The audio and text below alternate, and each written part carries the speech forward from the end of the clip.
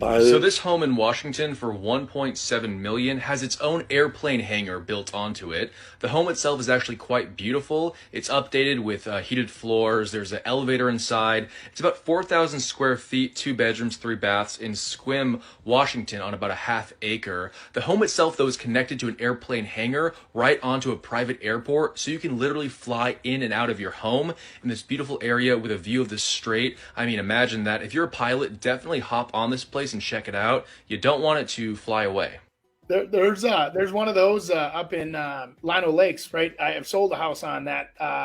Right off Sunset Strip, right out by the old sod fields. There's an old, or I shouldn't say old, newer houses, fancy houses, and they all have airplanes in their backyard, and they use their private strip to take off. It's pretty cool. Yeah, there's 2 other ones down here, down south too, that I know of.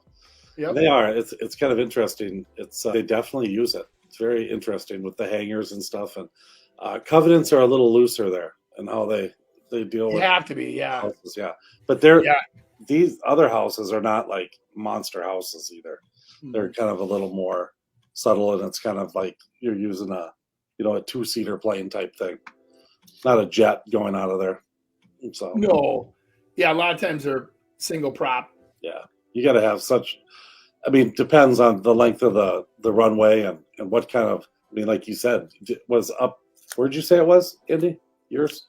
Lino Lakes. Okay, is it grass? A grass runway? Yeah. Yep. Okay. There's also right close to there too. There's also a gentleman that's on, if he's still alive, on Rice Lake, because he was older in his 90s, and he was one of the only fly-in water plane pontoons, kind of thing, repair shop in Minnesota. And so you'd fly your floater plane in, he'd do repairs, whatever, and then it was very cool. Yeah, I sold a bunch of houses on that. Like, we had a development that probably 6 years ago that had all these lots that are on the lake facing this guy. And I go, what a cool thing to do. Sit out there and have a punch on your deck and watch the old float planes, the Jimmy Buffett style planes coming in, because they come from all over. Yeah. This guy was pretty good. I see that in my house a lot. They'll touch and go. It's pretty cool. Practice. Oh, your ex-girlfriend wants to see the house. Okay. All right, I'm on my way. Bye. Oh, your dog sitter wants to see the house? Oh, yeah, of course, no problem. Yeah, I'll be right there.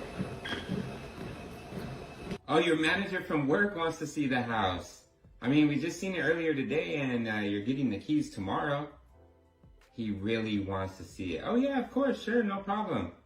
Yeah, I'll see you there shortly. Okay, bye.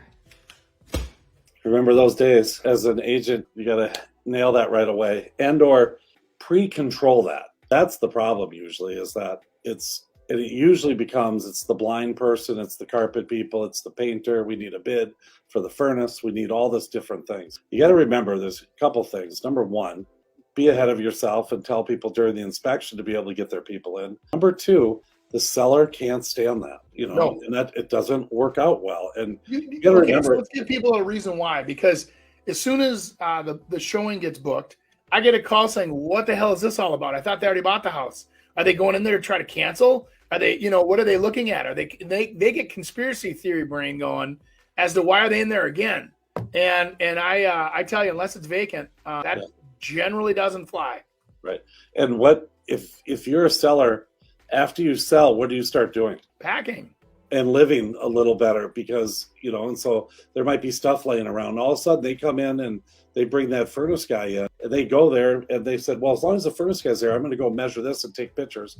Then all of a sudden there's boxes that fill this room, and it makes the room look too small, and my king size bed won't work in there. And now it's time to renegotiate. So it's a horrible thing. And it can be just a wicked tornado. Yeah, so other than your final inspection, I mean, don't be insulted if a seller tells you no. My sellers all the time will say no. There's no reason for you to get in there other than you want to. Yeah. And if it's inconvenient for the seller, why would the seller do that? Yeah.